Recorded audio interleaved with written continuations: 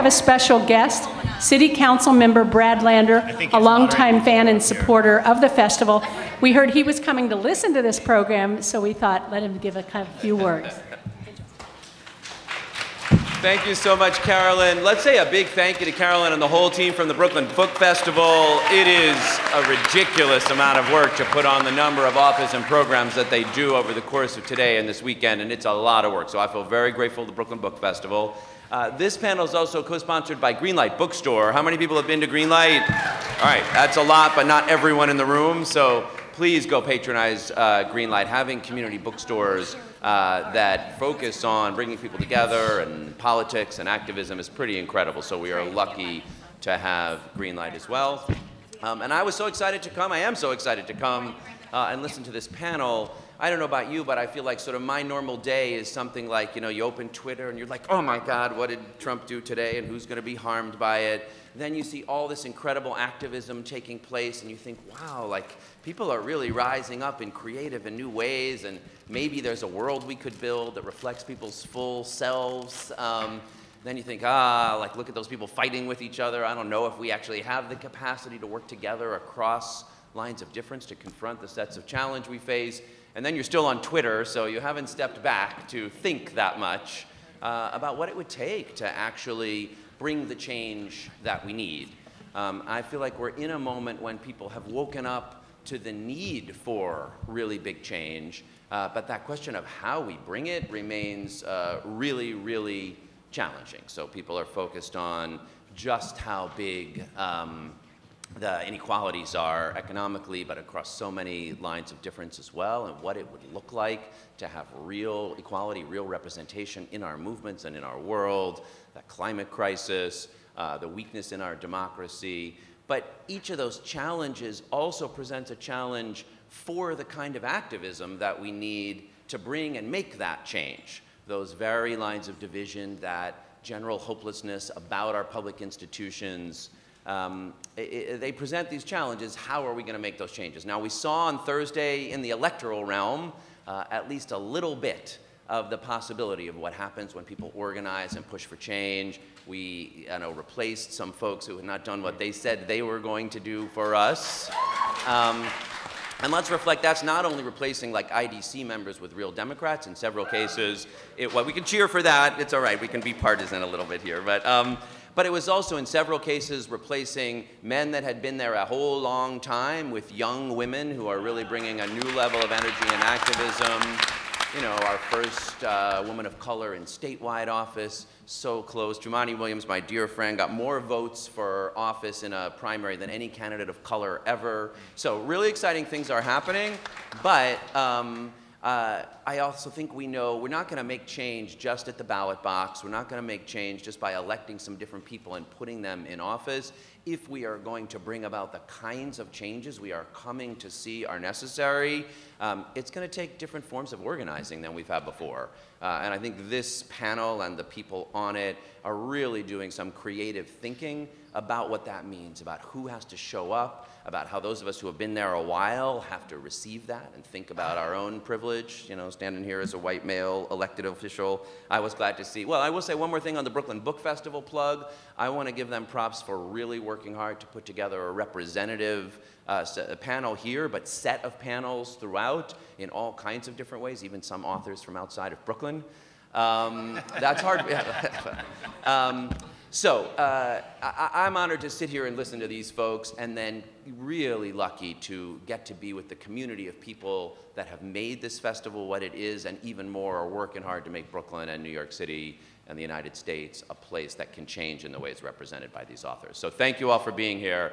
Big, big thank you to the panel, and I am going to turn it over to Jessica Bruder to moderate and kick us off.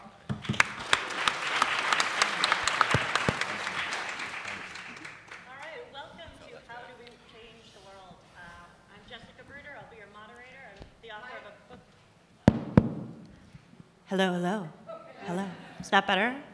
Okay. Pull it towards me? Okay, I've always been told like not to shove it into my nose. All right. I'll be your moderator. I'm probably here because I'm the author of a book called Nomadland. I usually write about problems. We've got some people here who are talking about fixing some problems. I'm also supposed to tell you that their books will be available for sale or pre-order at the Greenlight Books booth. So how do we change the world? Small question like that. We're going to try to answer it in under an hour. Thankfully, we have 4 fiercely intelligent minds to help us here in that pursuit. We have, on the far left, Anand Giridharadas. Sorry, Anand. I'm nervous, so I need to say Giridharadas. Anand spent more than a decade as a foreign correspondent and columnist at the New York Times. Now he teaches journalism at NYU. His new book is Winners Take All, the elite charade of changing the world. Next to him, we have Blair Imani, a black queer American Muslim activist, as well as a political journalist and commentator, the founder and executive director of Equality for Her, a nonprofit educational platform for feminine identifying individuals. Her forthcoming book is Modern HERstory, Stories of Women and Non-Binary People Rewriting History. Beside her, we have Eric Klinenberg, a professor of sociology and director of the Institute for Public Knowledge at NYU. His new book is Palaces for the People, How Social Infrastructure Can Help Fight Inequality, Polarization, and the Decline of Civic Life. And at my left, sharing her microphone, we have the kind Kristen Ghodsee, a professor of Russian and East European Studies at the University of Pennsylvania. Her forthcoming book is Why Women Have Better Sex Under Socialism, and Other Arguments of Economic Independence. So, in less than an hour, better sex, a solution to all our problems. This is going to be fantastic. Let's do it. We're in a place, as many of you know, where pundits argue the country is more divided than it's been at any time since the Civil War.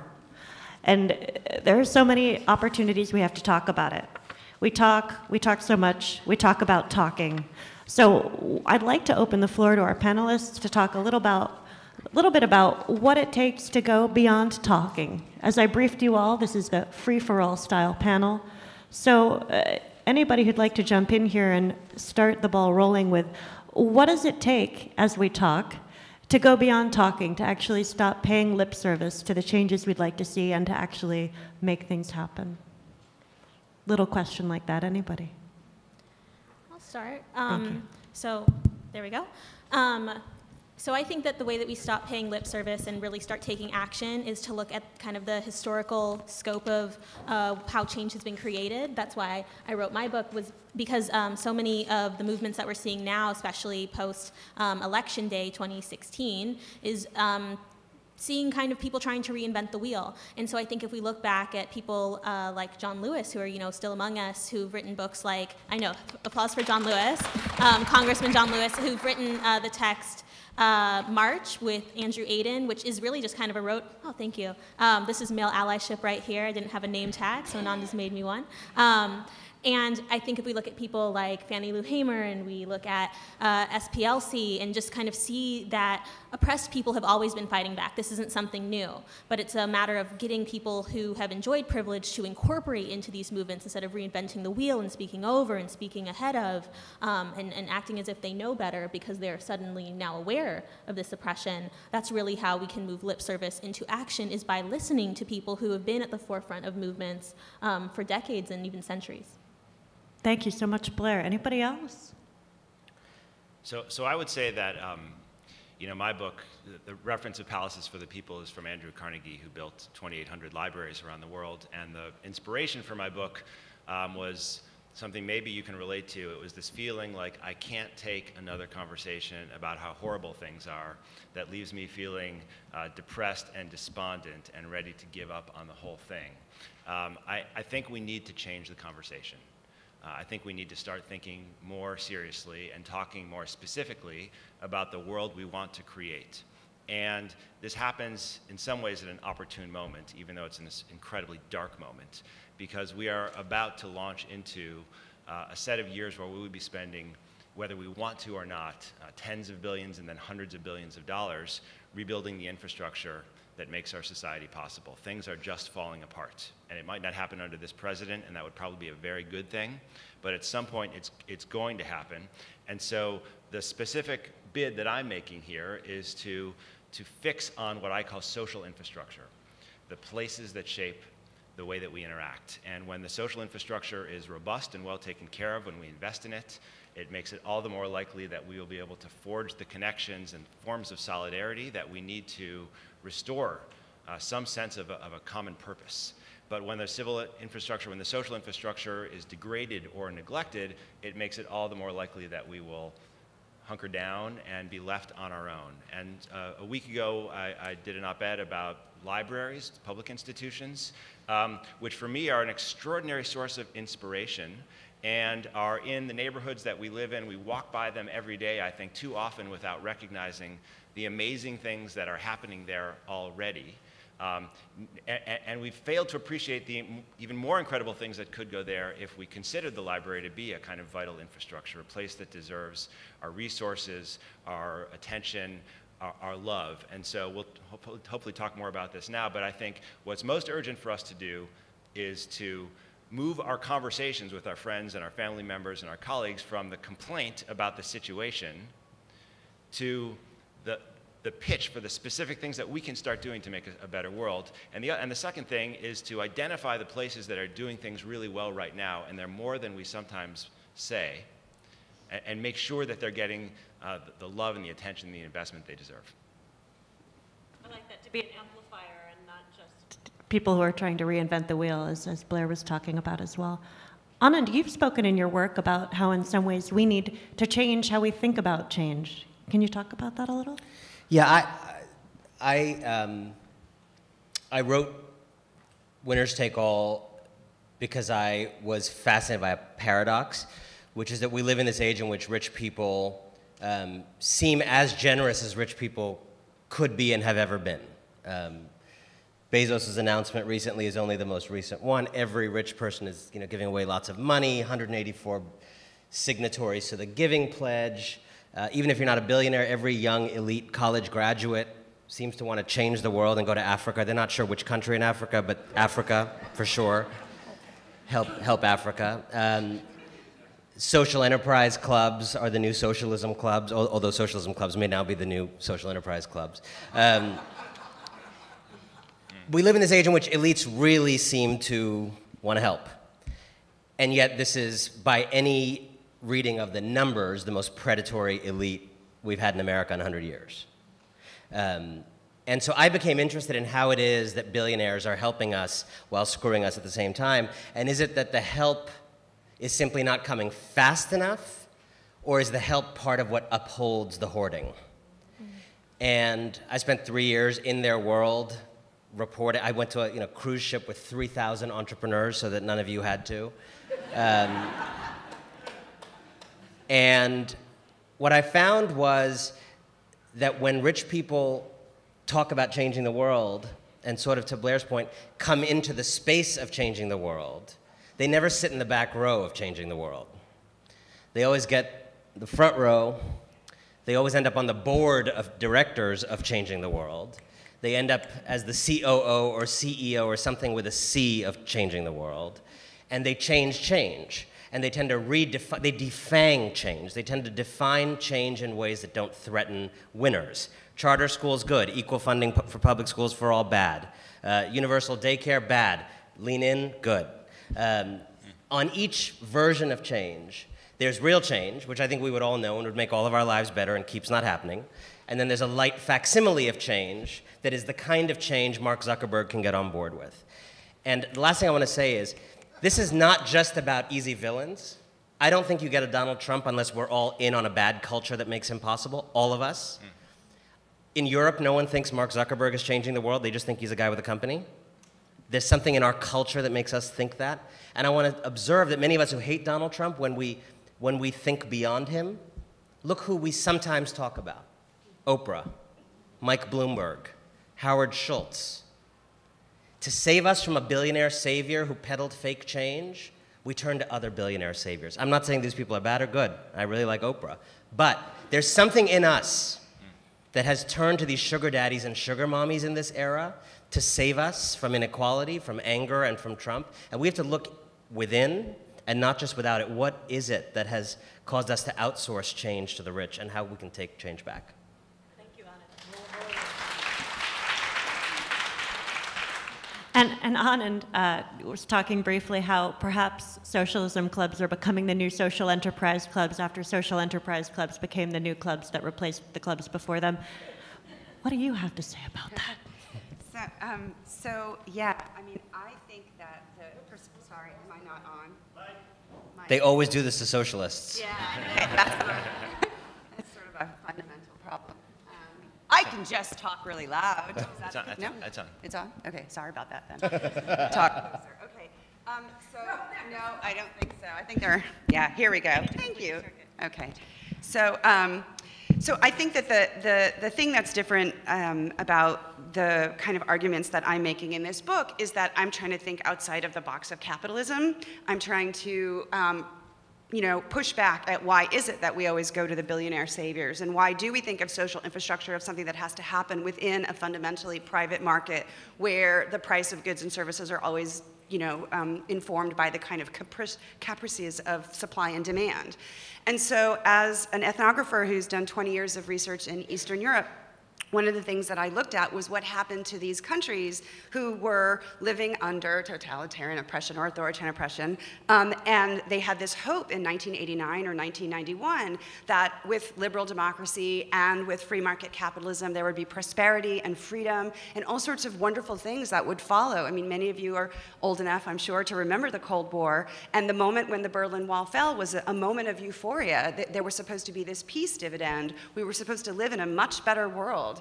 And what we got instead was unregulated neoliberal capitalism, which not only devastated this part of the world, but I would argue because that part of the world was devastated, our own part of the world, the working class, unions, women's rights, the rights of many, many minorities have been devastated by this idea that everything has to have a price. Even our most intimate experiences are increasingly commodified. And I think that while it's really important to think about changing the world in very practical ways, in terms of like building more libraries, I'm totally on board with, and thinking of philanthropy outside of the terms of just rich people sending us the crumbs from their table, and being a very, very big tent inclusive movement. I also think that we need to go to the source of our problems. And right now, unfortunately, the source of our problems is a particular form of unregulated neoliberal capitalism, which is undermining a lot of things that we value.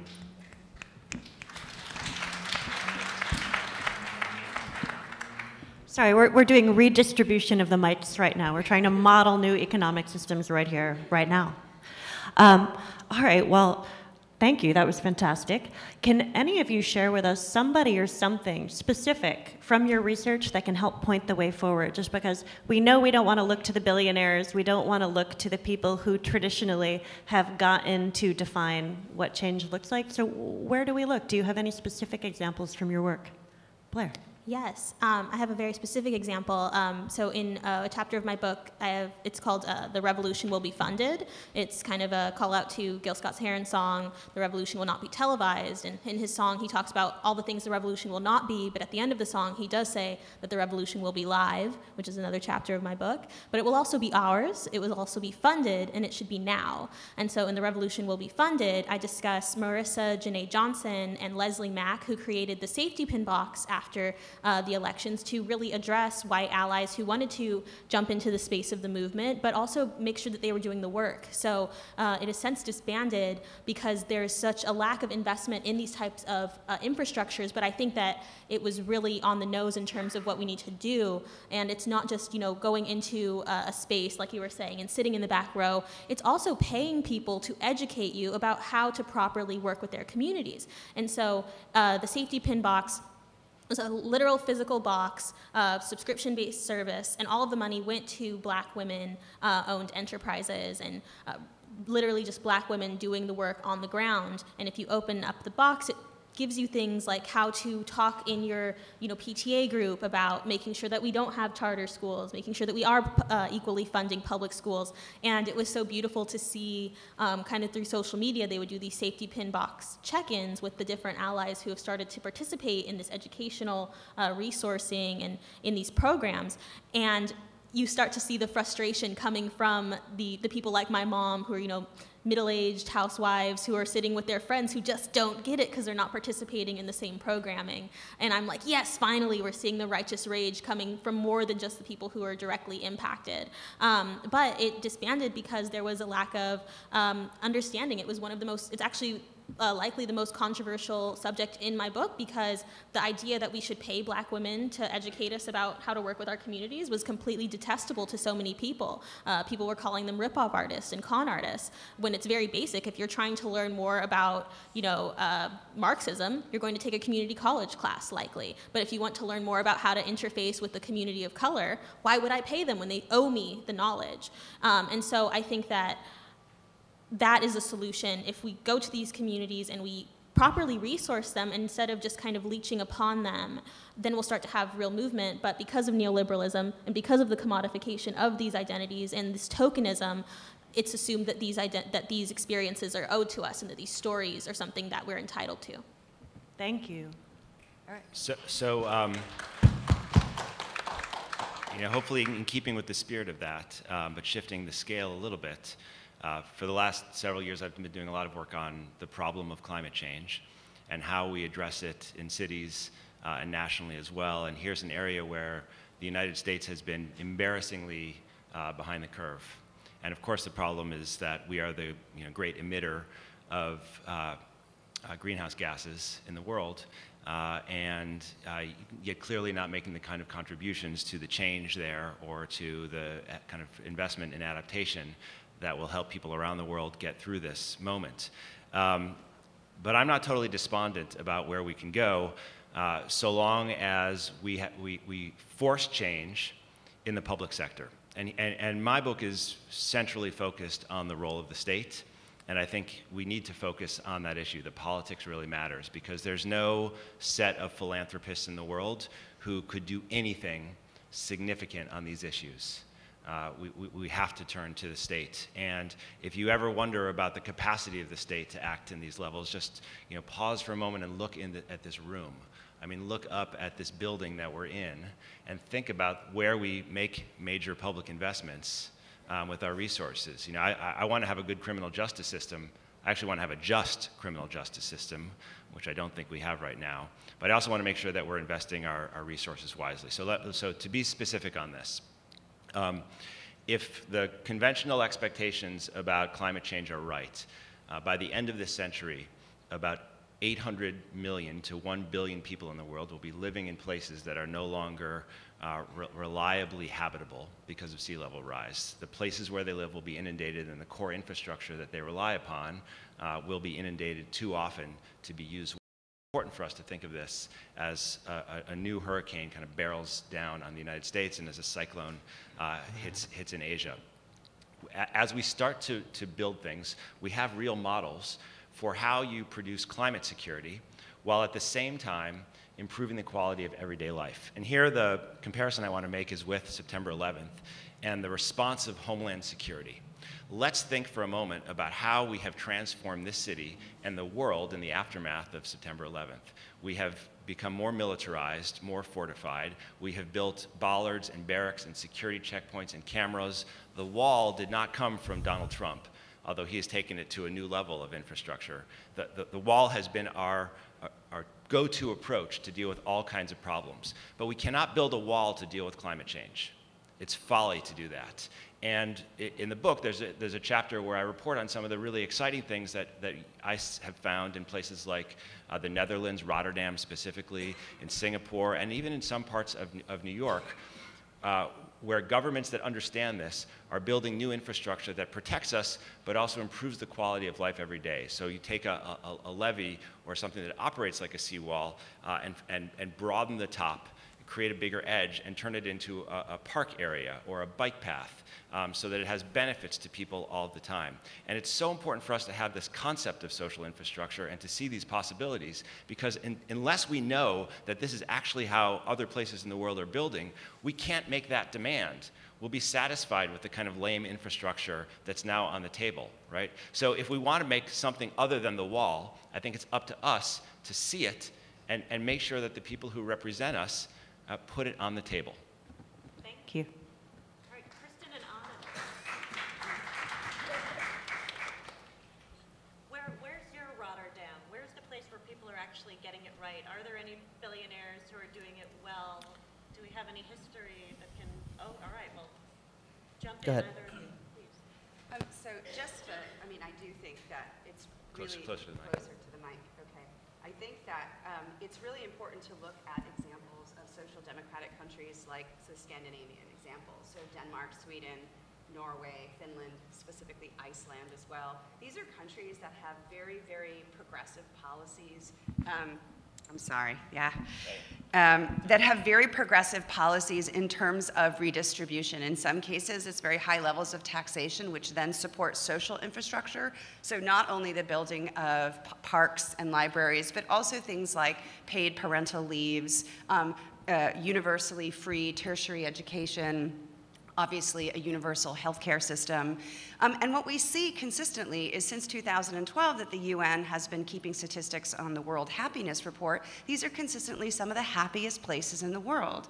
I think Paul Krugman had a column in the New York Times just recently about what Denmark is doing right. And I think that we can learn from these countries that have really committed themselves to sort of mitigating the worst excesses of the market in order to bring up the standard of living for all citizens, not just the citizens who are sitting at the front of the room or who are sitting, you know, in the inner circle of the table.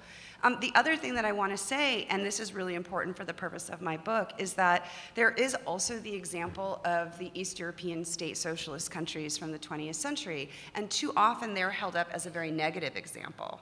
And they, in many respects, they have a lot of negative parts to their story. But what I think is really important is to understand how the tension and the superpower rivalry between East and West during the Cold War actually benefited workers. It benefited women's rights. It benefited a lot of people who otherwise might not have sort of been able to get these capitalists and these philanthropists and these owners of the means of production to redistribute downward in order to avoid these really excessive levels of inequality that we've seen really in the last 30 years after the fall of the Berlin Wall. And so to go back and think about what role did socialist ideas in their abstract form actually play in building modern-day Denmark or modern-day Finland? To what extent were the labor movements in this country or certain activists inspired by ideals that are sort of antithetical to our particular way of viewing competition and private enterprise? So I think that if we're going to, you know, think about how we fit within a global world, we really need to really broaden our point of view and learn from what other countries have done, both right and wrong, in the last, you know, 150 years. I love the idea of trying to figure out how do we get where we're going. But I don't think we can get there until we clear the brush of a lot of widely believed bullshit. So I'm going to run some words by you that you don't have to admit it, but you may even have used in an unironic way that are part of this neoliberal. I think the problem is those of us who don't want to live in a neoliberal world, I think, use the word neoliberal too much. Like, we haven't been very good at, we've made it sound like homework. We've made the other side sound more fun in some weird, perverse way, even though it's not. So let's take some words, like win-win. That sounds great, right? That's one of these words I write about that is actually really sinister because it means the powerful need to benefit from social change. Thought leader. You may hear that. Thought leaders are thinkers who don't threaten power. There's thinkers, and then there's thought leaders. You don't want to be a thought leader. Bad thing to be. Doing good by doing well, or doing well by doing, you hear that all the time, right? Again, not good, not real change. It's fine, but tote bags aren't going to change. Trust me, tote bags are, if tote bags were going to change the world would have been changed. I'm tweeting that one. Innovation. Not the same as progress. We've had a lot of innovation in America the last 30, 40 years. Unfortunately, it just skipped about half of us. Giving back sounds nice, right? Not the same as taking less. So there's a lot of terminology and kind of widely shared bullshit that I think needs to be cleared and dismantled before we get where we're going. In terms of where we get, I'm going to say two things quickly, which is, one, I don't think we should turn first to the woke billionaires to fix this. I think my goal is to actually remind people that we built things like this and we can build things like this again, and we don't need permission slips from the powerful to make change. But I will say that my book came out 2.5 weeks ago, and I was expecting like all kinds of problems by now from rich people. And instead, and I think this has something to do with Trump, because I think Trump makes us all wonder whether we all messed up in some way, right? I have gotten the most amazing emails, and then I just see people having their own conversations about, like, you know, we need to change. We need to change Facebook. We need to change Google. We need to change these foundations. And I have found there's a significant silent minority within the power institutions of our age that understand they are sitting in temples of cruelty in many ways. They understand they are part of a system that is indefensible. They're the younger people often. Very often they're people on the wrong end of one or more identity power equations. So yes, they're at the Ford Foundation, or yes, they're at Facebook, but they're also black or queer or a woman or an immigrant, and they also are familiar with what it sounds like when people are saying everything's going to be fine and it's actually not. And those people, we can't afford to lose. Those people are going to be very important. The people at that room at Facebook, it's one thing for us to organize around Facebook, and God, I think we need to. We should split it into face and book, first of all. But there's a person at every table in every room in that company every day, I know for a fact from my reporting, who's sitting there thinking, this is not good. And I think we got to figure out how we connect them to each other, how we empower them, how we give them voice, how we give them new non-bullshit language to actually, because they're going to be in power soon in a lot of those spaces, and I wouldn't write them off entirely. I think they can be part of getting past win-win neoliberal bullshit.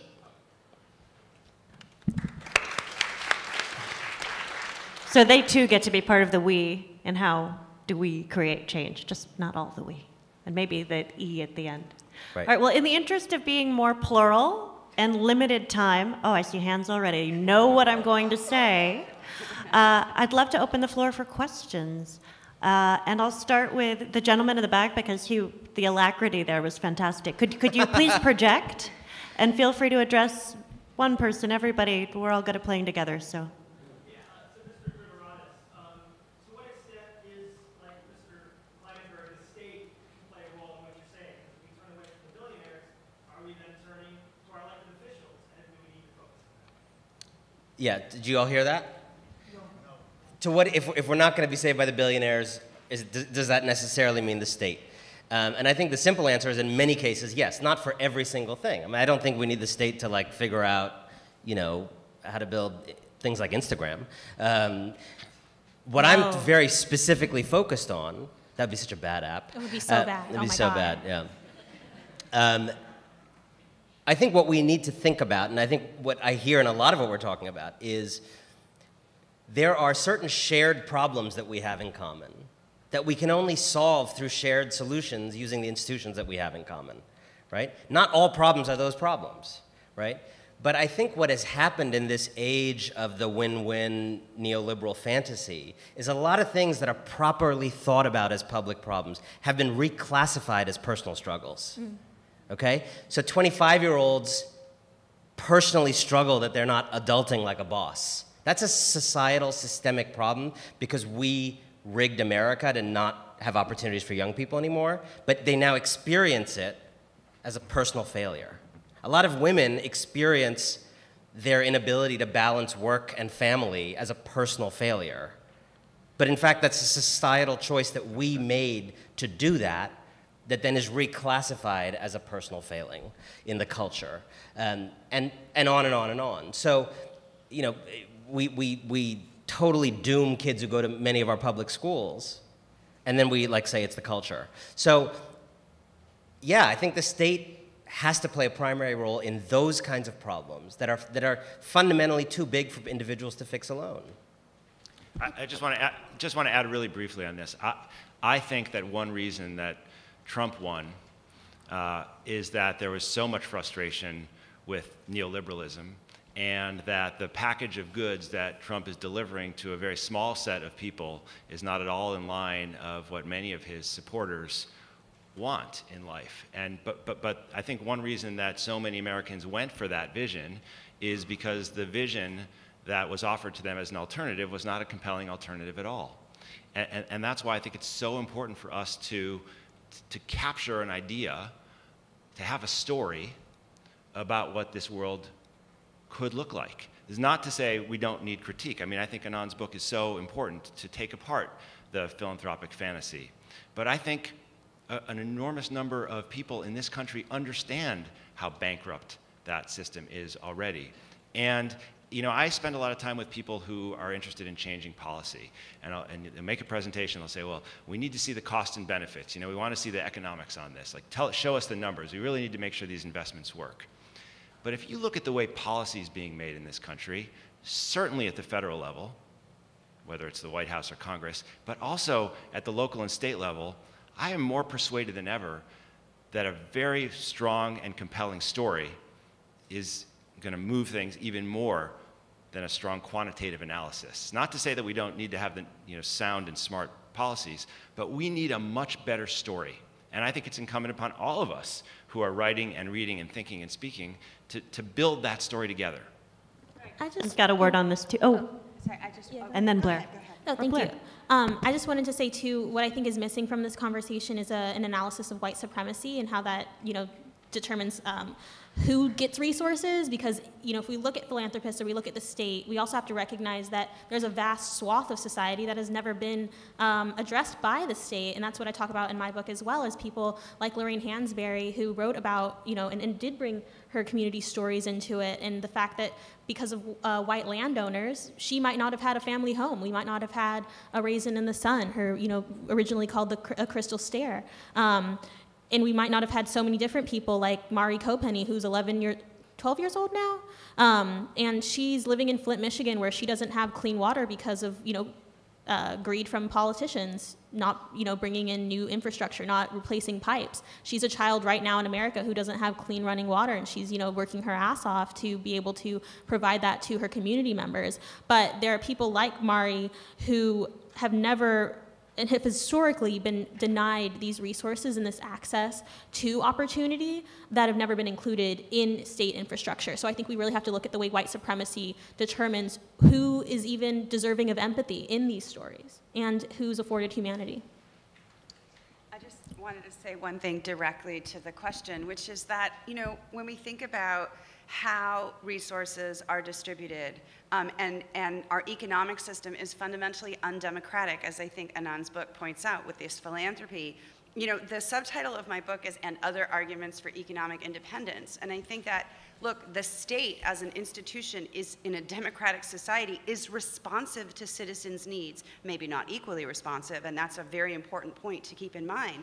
But if we could get money out of elections, and that's a big if, but if we could, right, the state, the same way that wealthy people manipulate the state to cut their taxes and improve, infrastructure in their neighborhoods, ordinary people can also use the state as a tool to further their interests. So I absolutely think we have to stop thinking of the state in these negative terms, like anything that is statist. I mean, that was an insult for so long, to be a statist. To actually think of the state as an institution that can be representative of people. And that's all that we're talking about when we're talking about this word socialism. It's the opposite of individualism. It's social. We get together and we achieve things that are good for us together, rather than individuals deciding what is good for the rest of us. Nice. All right, thank you. Woman in the front row. I'm a little concerned about stories, in that some of the stories I think we hear or tell ourselves might have an underlying negative effect. And I'm particularly interested in the stories about how happy Scandinavia is, because Scandinavia is also incredibly white. called Courtroom. And as soon as other people come in, problems erupt in these countries. I know in Finland, in Denmark, I actually know people who left either because they did not like what was happening or because they couldn't stay because they were married to a person of color. So I don't want those stories of how to be happy to support the white supremacists in this country. Sure. Can you drive it to a question? Can I just say thank you? And thank you. Take more questions. All right, let's get some more questions. Great statement. Anybody in the back?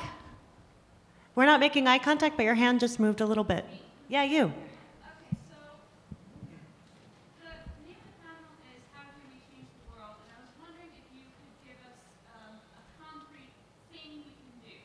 What can each of us do? Not thinking, not just reading, learning, beyond talking to people in our lives. Because I have a feeling a lot of us are spending years going, oh my God, how are you not listening? Like, what part of this are you not getting?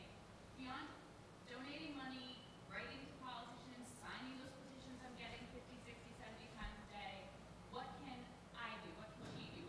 What can we do? Okay, I love this, and I'm going to warn you, this is probably the most important question, and we have 6 minutes. So if everybody, get your prescriptions ready. My answer is pretty brief and bleak, which is rare for me because I try to be very uplifting. But I think that if you're going to come to an hour-long panel and hope for a magic cure, that's just not realistic. And I think that it's a lifelong struggle. You know, a lot of us, like myself included, people of color, et cetera, have been pulled into activism because of desperation or because of pure survival. And so it's something where we all wish it was kind of a magic cure, right? But I think continuing to stay optimistic, have balance in your life, right? Continuing to push and know that, no, it's not going to get better. There's ways to make people's tomorrows better, like bail, doing bail cash outs during Mother's Day, not just Mother's Day, but making sure people can spend time with their families, but also longer term bail reform, right?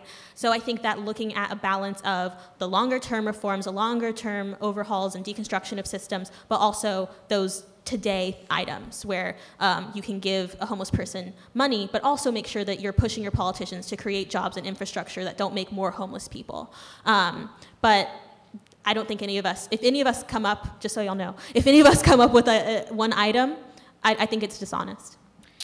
I'm going to reverse. No pressure, guys. Can I just re-level it just in the interest of utility, because I think Blair is completely right. Let's not try to do one thing that saves it all. Let's do one thing that does something. Yeah. Concrete. I'm going to reverse Blair. I'm normally bleak, but I'm going to give you something that I think is a little tangible. And it's just a framework which I've thought about a lot, which is, I think a lot of young people in particular who have come of age like beyond the 70s and this neoliberal takeover, have been told a story about how you make change that does involve, you know, tote bags and social enterprises and cupcakes that give back. And so the framework I tell young people is next time you see a problem that bothers you, think of a solution that is public, democratic, institutional, and universal. That doesn't mean you can solve it tomorrow, but it's like those are two different doors, the cupcakes versus the public, democratic, institutional, and universal. And at least I think that can lead people down the path of actually solving problems at the root for everybody. I think that's great. I'm going to jump on with all that energy and say, if the question is, how can I as an individual do something to change the world, the answer is you can't. But if the question is, how can we do something, if the question is, how can we do something, then there's a world of possibilities. Because these are major problems that we're fighting for right now. It's about the shape of the world. And the only way we do something is if we do something as a collective. And that means the we is forging that collective out of this space of neoliberalism that has made us think of ourselves as individual actors who can change the world with our consumption. So whatever it is that's your passion, and in this room there are going to be a lot of passions, and there's a lot of things that are fucked up and need to be changed. Find the other people who share the passion. Persuade people who don't know what they're passionate about that this is a thing worth fighting for. Take time out of your schedule to meet with those people and do something. Find Brad Lander and other members of the local political infrastructure here or the national political infrastructure, find the organizations that are doing things you believe in, and work with them and support them.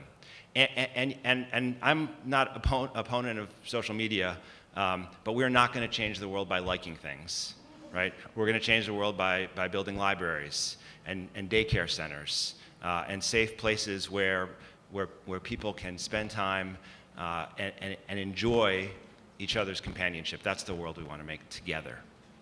All right, take us home, Kristen.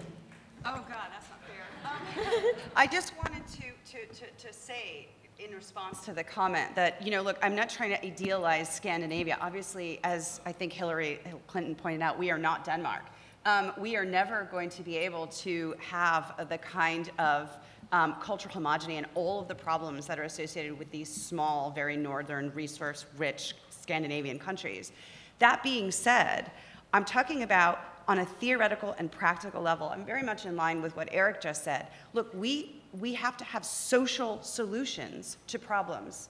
There are always going to be hierarchies of race, class, gender, ableism, all sorts of diversity, and I believe that the social solutions can be a big tent whereby everybody, if we cooperate and work together and follow our passions, but we understand that this is our world. I mean, climate change is the paradigmatic case of something where we all have a stake in the climate, no matter who we are.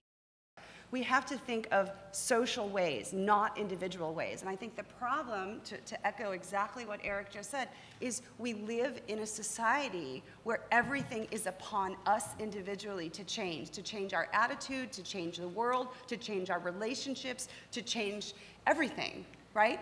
And that is such a huge responsibility that we need. The first step is stop thinking of your damn self. Think of other people sometimes. Think of how we can work together, how we can cooperate, how we can build inclusive and big tent social movements that don't reproduce hierarchies of white supremacy and other sorts of, disenfranchisement. So it's about, again, being social rather than being individual. And that's why I think that word, the original word, look, John Stuart Mill, sort of one of the great granddaddies of classical liberalism, called himself a socialist in his autobiography, which was published after he died. And why? Because he was opposed to what he saw as the corruption and selfishness and greed of individualism. And I think we need to think really clearly about what it means to be a person, obviously with full, integrity, but in a world that is collective and ultimately that is facing collective problems. Hell yes. Thank you. I can't imagine a better outro. I want to thank all the panelists for coming here today, and I want to thank all of you for being a part of the community that is the Brooklyn Book Festival. Have a great day. Are we signing books at the Greenlight thing, or? Are you signing books at the Greenlight thing?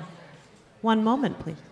Okay. Downstairs. They are signing books. Get their books. 2 of their books are available. Blair and Kristen's books are available for pre-order.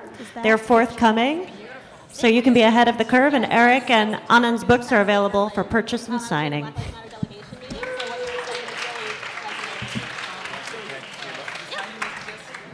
Okay. We'll come with you. Thank you. So it's like a velvet glove political establishment. And that was perfect. I was so glad you brought it up.